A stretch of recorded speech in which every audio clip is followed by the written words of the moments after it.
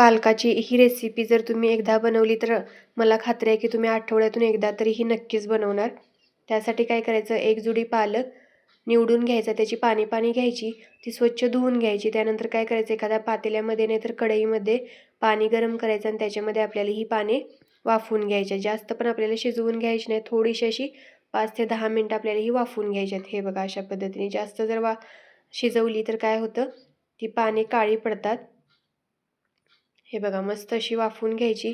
वाफवून झाली की काय करायचं, ही पाणी आपल्याला थंड पाण्यामध्ये काढून घ्यायची आहेत. थंड पाणी म्हणजे हे मी नॉर्मल पाणी घेतलेलं आहे, बर्फाचं वगैरे काही घेतलेलं नाही. आपलं जे पिण्याचं पाणी आहे ते मी घेतलेलं आहे. त्याच्यामध्ये ही पाणी काढून घ्यायची. आता काय करायचं, तर ही जी आपण थंड पाण्यामध्ये काढलेली पाणी होती ती आपल्याला मिक्सरच्या भांड्यामध्ये काढून घ्यायचं आहे.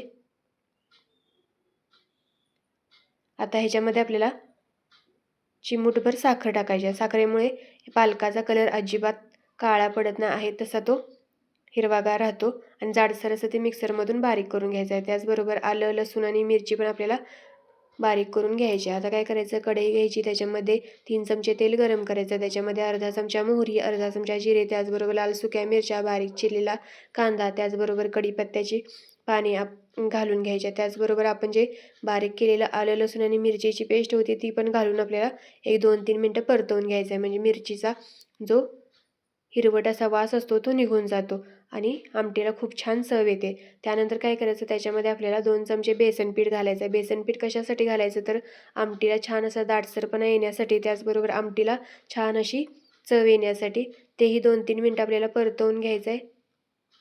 हे परतवून झालं की काय करायचं, ह्याच्यामध्ये आपल्याला पाव चमचा हळद, त्याचबरोबर थोडीशीच म्हणजे एक अर्धा चमचा आपल्याला कांदा लसूण मसाला चटणी घालून घ्यायची आहे. त्याचबरोबर पाव चमचा जिरे पावडर, पाव चमचा धने पावडर, पाव चमचा गरम मसाला घालून हे पण 2-3 मिनटं आपल्याला परतवून घ्यायचं आहे. हे मस्त असं परतवून झाले की काय करायचं, त्याच्यामध्ये आपण हा मिक्सरमधून बारीक केलेला पालक घालून घ्यायचा आहे आणि तोही 2 मिनटं छान असा मिक्स करून घ्यायचा आहे.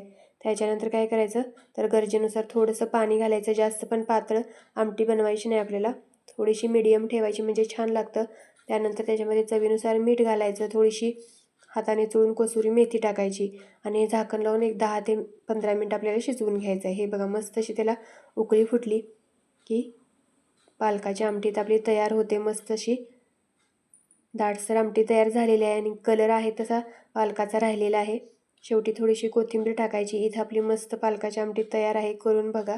आणि जर रेसिपी आवडली तर आपल्या चॅनलला लाईक, शेअर आणि सबस्क्राईब नक्की करा. धन्यवाद.